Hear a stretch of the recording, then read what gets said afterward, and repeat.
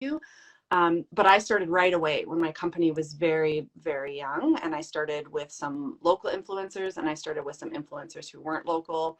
I just kind of blanketed the market, maybe I should say. I just started messaging a bunch of different people and really focusing on who is going to be the best fit for me and am I going to be a good fit for their brand because they're a brand as well, right?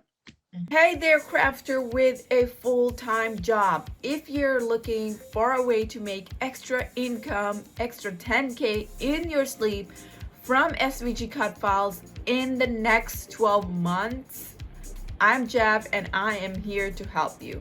Sign up for my free masterclass below and get my secrets for building a successful six-figure SVG business. So you can quit your job, you can cut down your hours to spend more time with your kids.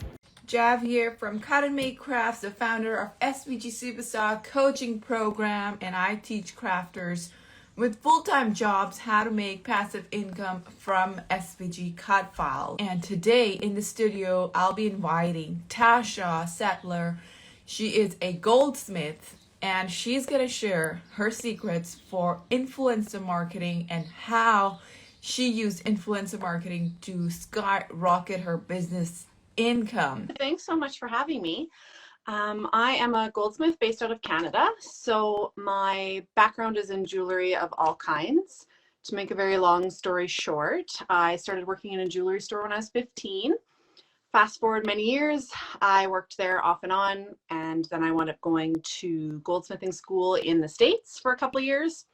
Then I wound up coming back to Canada and working in a really busy studio for about 10 years there, doing all kinds of repair work, custom design work, you name it, we did it.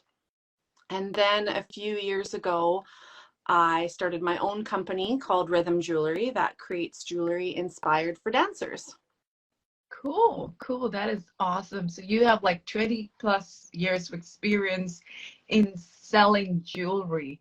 So you've always been into this in this industry. Did you start off like as a hobby or were you just passionate about this as a career? Yeah, I mean, I always tell people that jewelry kind of found me.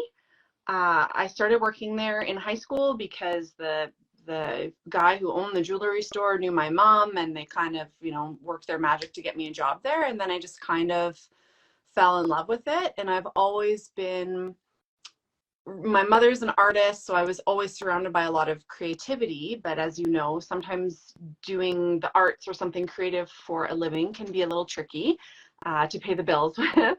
So jewelry making and goldsmithing is a really great blend of both of those. So there's the artistic creative side, but then there's also a really strong repair side, which is kind of like the meat and potatoes of what I do. So that kind of pays the bills and is always very steady depending on when everything else is fluctuating, right?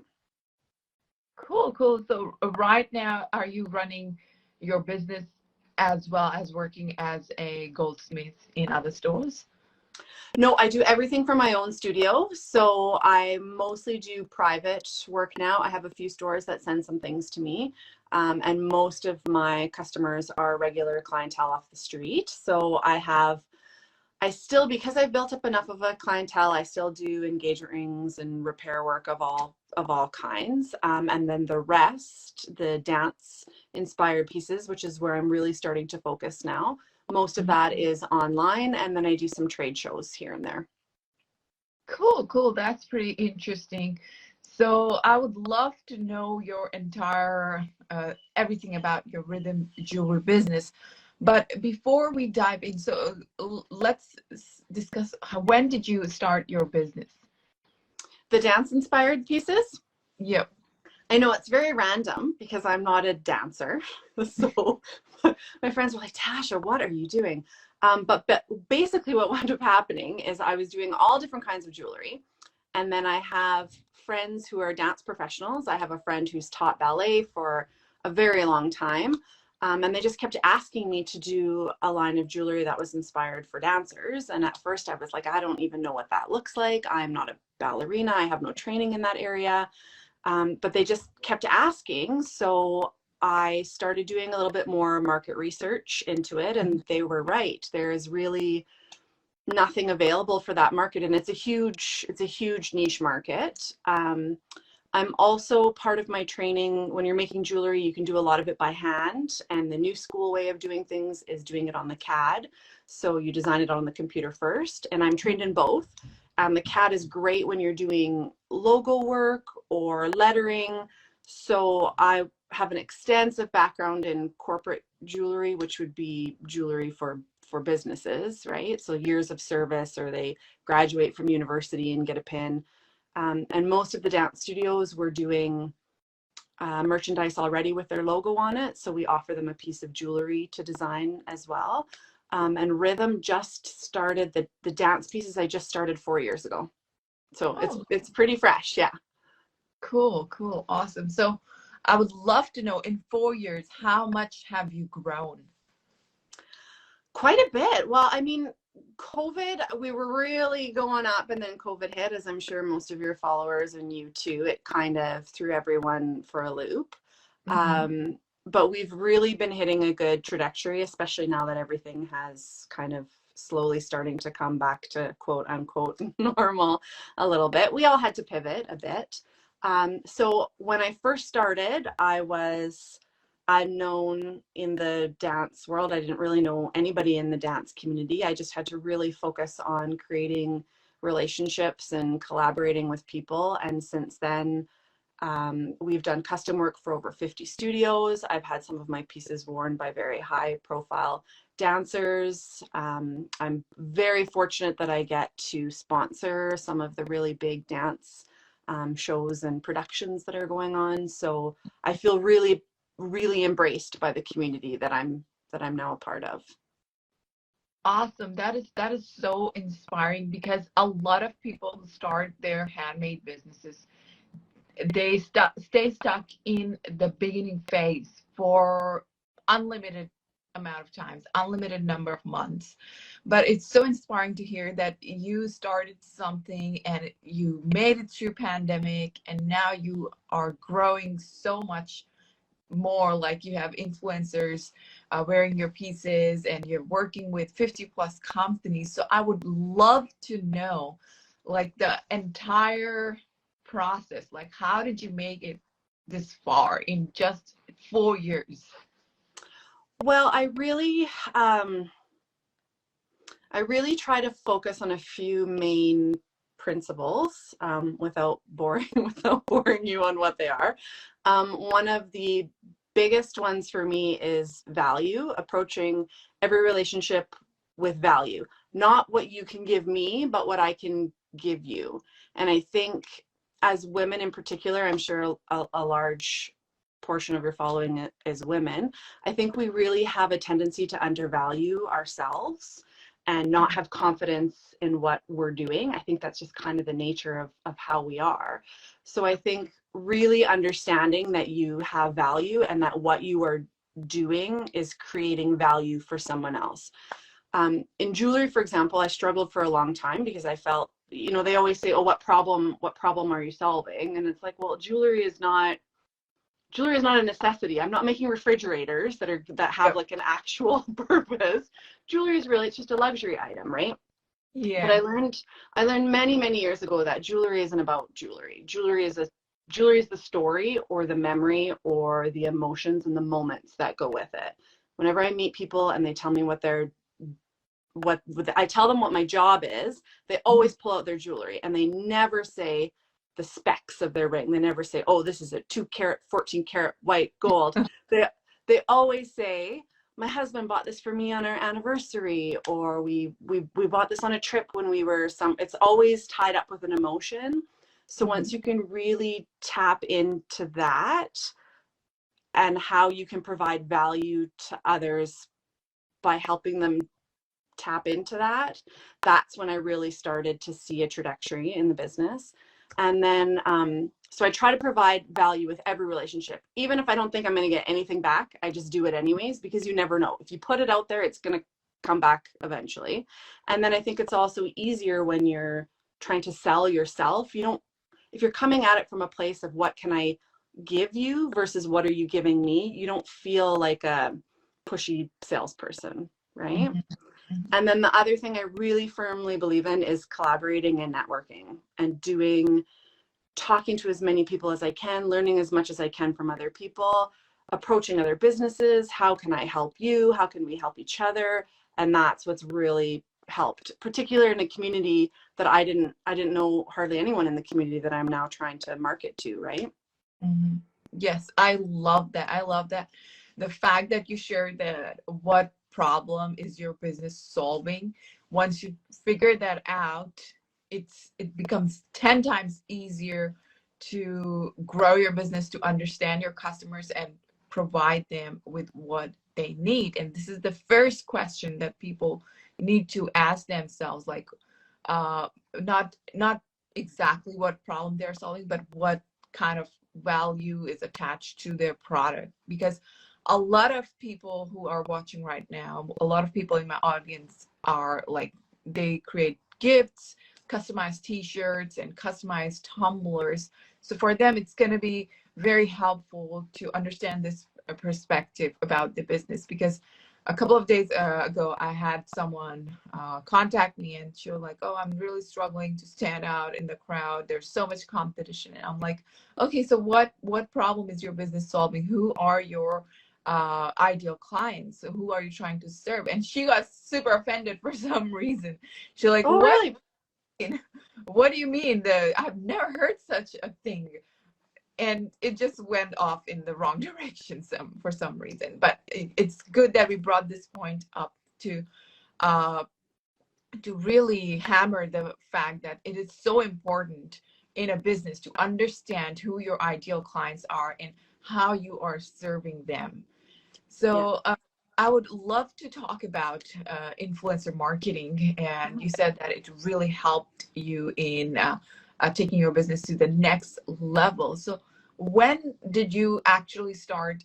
If you look at the timeline of your business, when did you start influencer marketing? Was it in the first year, the first couple of months?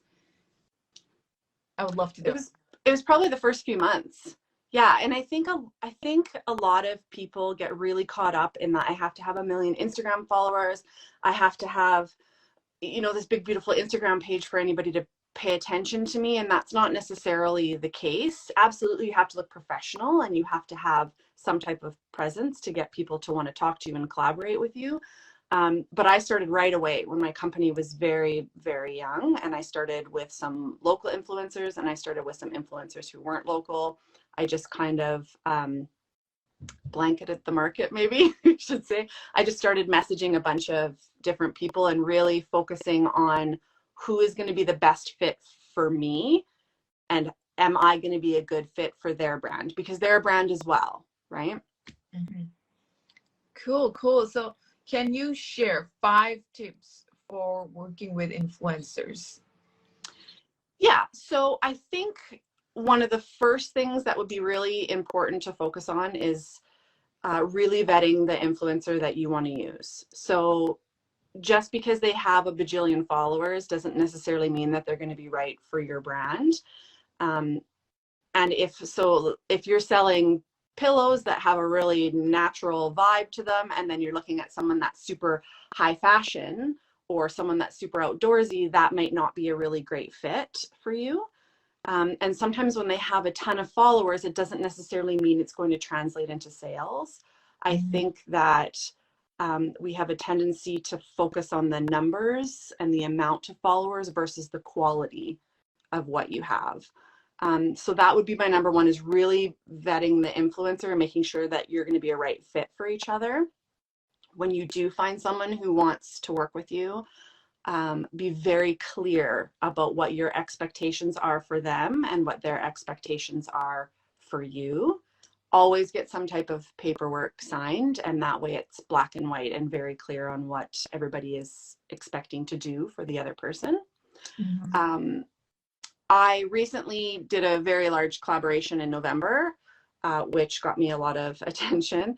And everybody thinks that I had some sort of in with them, which I didn't. I email people. So I would say the biggest most important takeaway is when you're approaching them, approach them from that point of giving value, not what you want from them, but what you can offer them, and be very clear and precise and to the point. If your email is really long, they're not going to read it. I don't want to read it. I get tons of emails a day, and if they're really long and wordy, you read like the first 2-3 sentences and then you delete it and you move on to the next one, right? Yep. So make sure that when you're sending out your messaging to them, that you're very clear and concise on what you're saying, and take out a lot of the extra words that you don't need. You don't even need to get all your information out in the first email. If they're interested, they'll get a hold of you, and then you can negotiate back with them, right? Mm-hmm. And then I would say once you have the influencer, you want to work really hard with collaborating with them and making sure that it isn't just all about you. It's a collaboration for a reason. So each person that I work with brings something different to the table, but they also have a different business going on themselves, or a different set of scheduling that they have going on. So what works for one influencer might not work for the next influencer. Or I've designed collections with other people, which is a great way to structure things as well too. And you have to approach that relationship from a viewpoint of collaboration, and not a viewpoint of these are all of my ideas, you need to go with what I'm saying. You have to kind of try to find a way to reach a happy medium. Was that 5? Did I give you 5? 4. That was 4. And then I always find a really great tip that a lot of people don't follow is they tend to go for the really big influencers right away that they have to pay for. And I have honestly found a lot of traction with micro influencers, or people who aren't even necessarily influencers. They're just people that are well respected in the community or the market that I'm selling to. So when people that are potential customers for me see them wearing my pieces or see them talking about my pieces, they automatically become an influencer, even when they don't necessarily market themselves as influencers. Does that make sense? Yep. Yeah. Makes sense. So let's talk about the monetary compensation. So do you always pay your influencers, or do you work just based on gifts and stuff like that? I've done a little bit of both. So what I feel, each business is going to be different. What I feel works best for my business is I find I get a lot more attention if I give products away, because then they're going to wear it more than once, most likely. And then you get a little bit more of an evergreen effect versus paying them per one post. And sometimes I find if you're just paying them for one post, they're not as interested in the product. They're maybe just doing it for the monetary value. Whereas I try really hard to find people who also really love my product. So in that sense, I usually tend to do a lot of giving pieces away or giving multiple pieces away. I have designed a few collaboration collections with influencers, in which case there's a monetary value. So each business is going to be different. How I've structured mine is, so in November, I launched a collaboration with Nappy Tabs. In the dance community, which is who I'm marketing to, they're very well known and need very little introduction depending on the genre of dance that you're in. For most people who aren't involved in the dance community, they may not know their names, but they definitely know their work. So they started off as choreographers on So You Think You Can Dance, and then have moved into creative directing. So they put together a lot of the Vegas residency shows. They're a married couple. So Tabitha works a lot with Jennifer Lopez. They put together her halftime show, which most people saw her Super Bowl halftime show. So that was them who put the whole production together. They do a lot of movie work. So they're quite well established in the community that I'm marketing to. Wow. So yeah. And they're wonderful people. So we designed a collection together, and in that case, because they're designing it with me and they're bringing ideas to the table and we're creating together, then I would give them a percentage of sales. And then we have are very clear on, what their role is and what my role is and who's marketing what and that type of thing. So you can structure it different ways depending on what's working for your business. I know a lot of people hear influencers, and if you're just starting in your business, you don't have a lot of cash. You got to be scrappy. And so for me, that's how I was too. I was like, what is going to give me more bang for my buck if I pay for social media marketing, or do I give some pieces away to influencers? What's going to get more eyes on my product, right? Cool, cool. I love that. And how many do you work with? Do you have like a long-term relationship? Do you like send them your pieces monthly to share, or is it like a one-time thing? Yeah, so depending on what it is, I have some influencers where I send them pieces and they do a few reels, and then they're on their merry way and I'm on my merry way. When we're doing a full-on collaboration, we usually have a timeline set. I will tell you that the collaboration is a really wonderful idea if that's something you're thinking about, and whatever genre you're in. I know I'm jewelry, but apply it to pillows or t-shirts or cups, because when you're collaborating with someone, they're really proud of what they've done because they've created it, right? So for example, with Nappy Tabs, she worked with me to create this line of jewelry that she absolutely loves. So she wears it all the time, even when she doesn't have to, when she's not being, paid or whatever. She's just wearing their pieces all the time because she loves them. So they'll be on their Instagram stories, and she did the Grammys this year. She produced the Grammys this year, and she's wearing her pieces backstage while she's working. Or she gifted some of the jewelry to Jennifer Lopez for Christmas because she loves them and she's proud of them and she created them. So when you can get them involved in the process versus just paying them for a post, you're probably going to get more value that way, is my personal opinion.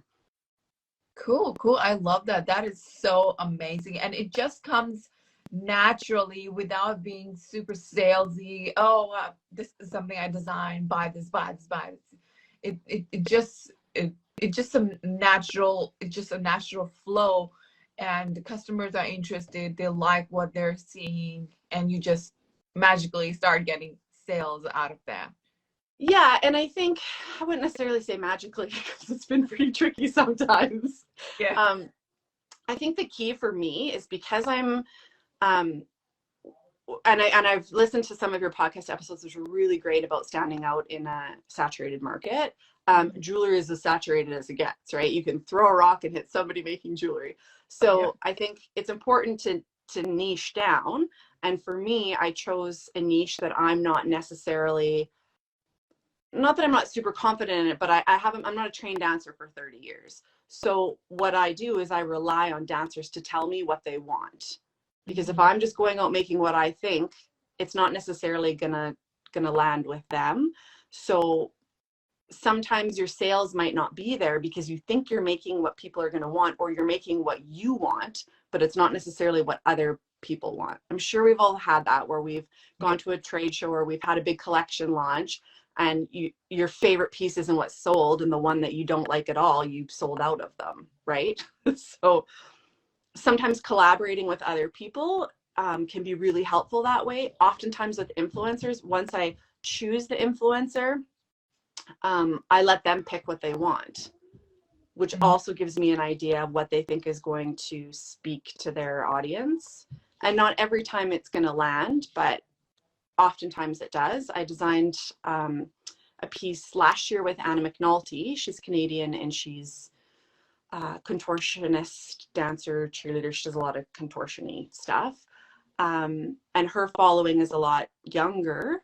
So we just made sure that when we designed something that spoke to her as well as to her audience. And it sold really well because she knows best what's going to go to her following. Does that make sense?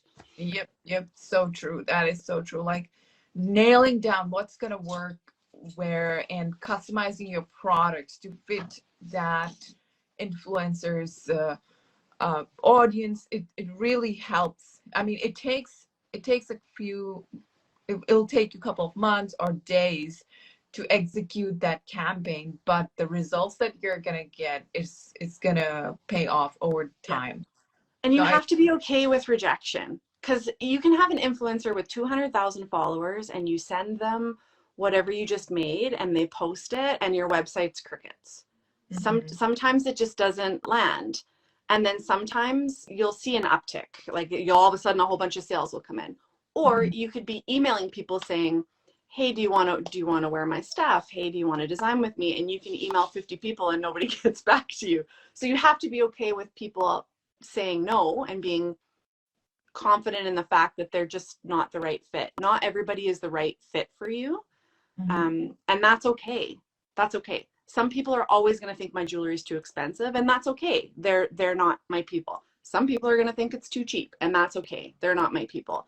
So just because an influencer has a really large following doesn't necessarily mean that your product or your service is going to resonate with who's following them. True. True. I completely agree with that. Like, there's a sweet spot that you need to find that's going to work for everyone. I just have one question. So if you guys have any questions that you would like to ask Tasha about influencer marketing, be sure to pop them in the comment section below. So I have one question. Like, before you start approaching influencers, what are some things that you got to make sure you have on point before you start reaching out? Well, first of all, I will say sometimes you need to just jump in.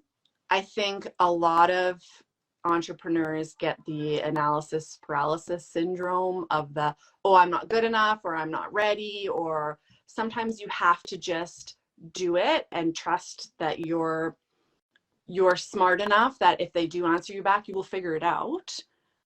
So sometimes you're never going to get anywhere if you don't even try. If you just keep trying to make it perfect before you do it, it's never going to be perfect and you're never going to get anywhere.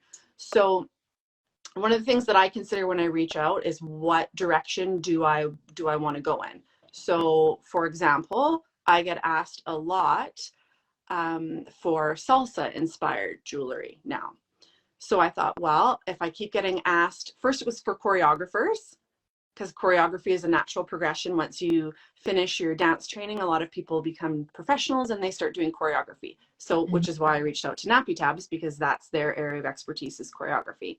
Now I'm getting asked for salsa. So I'm talking with a salsa influencer right now, a very large name in the salsa community, so that we can kind of design something around salsa. So I'm trying to have my customers steer me where I want to go.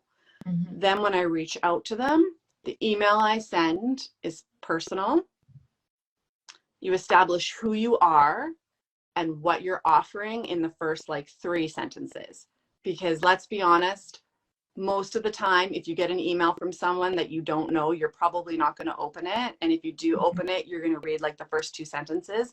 And if it's spammy, people are going to know that right away and they're just going to delete it and move on with their day. So I do a very clear 2 or 3 sentences of who I am and what I'm offering, what value I'm giving them. And then if they're going to read further, then I establish myself as an expert. So why should they trust me with their brand and their ideas versus someone else? So if you can hook them in the first couple of sentences and then reinforce, you know how there's the know, like, and trust factor. I've heard you talk about that in your podcast episodes. Yep. So if you can hook them in the first couple of sentences and then really get them with the trust factor after that, they're going to be more likely to work with you. Cool. I love that. Yes. And I just wanted to know, is it important to have a proper branding and photos and a website before you start reaching out? It definitely helps. You don't have to have a large following. I mean, my Instagram, I think I'm at close to 5,000. That's not a lot compared to, people who have hundreds of thousands. So I don't think the following necessarily matters, but I think you need to look professional. So if you're selling online, your website is your store.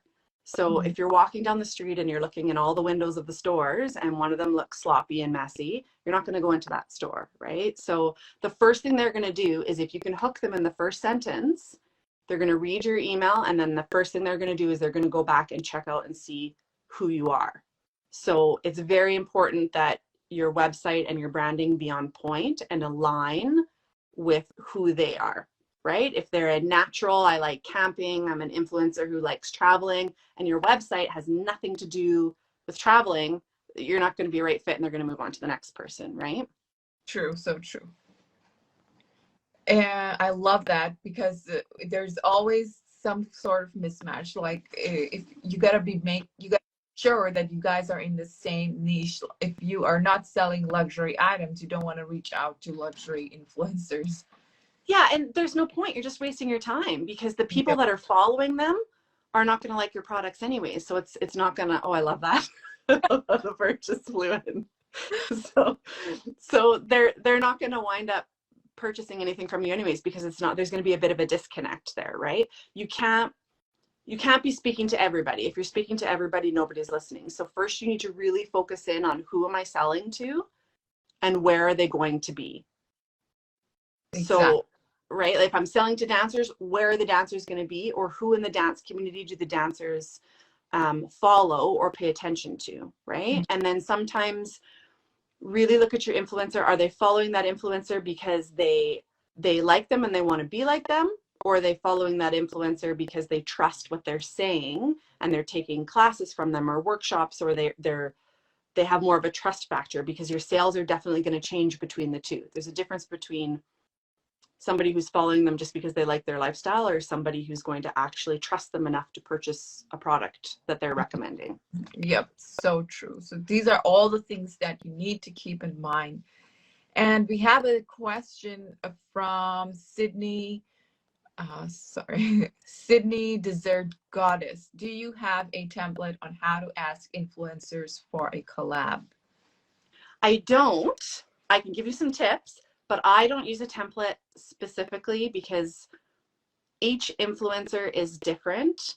And if you're sending a copy paste, it's not going to land with the same person. The bulk of the email is going to be similar, what you're offering. But I think we've all gotten those on our, let's say on our social media pages, and I get them all the time. I get people who message me and they're like, hey, I checked out your page and I was wondering if you'd like to represent our jewelry brand, message us back here. And I'm like, did you really check out my page? Because I have my own jewelry brand. Why would I, right? So if your email is going to come across like that, like very generic, they're not going to be interested and they're going to delete it right away. So my biggest tips would be cut Personal. the words down. It's like when you're taking a vacation and they say pack your suitcase and then unpack half of it because you took too many shirts, which is totally true. Read your email and then cut out half of it. You don't have to get all the information across in one email. You just have to hook them a little bit to make them ask more questions. It's kind of like a negotiation. You don't have to lay everything out because it's too much information. So right off the start, who you are and what it is that you're offering them, and word it in a way of how you're offering it to them, not what you need from them, the opportunity that you are giving them. Then once you have that hook, and it's you're going to have to play around with it a little bit and see what you're comfortable with and what's getting more of a response. After you have your initial opening part of the email, that's going to make them want to read more. Then you establish yourself as an expert. This is what I do. These are the values of my company, which is why I think we would be a great fit because they're similar to your values.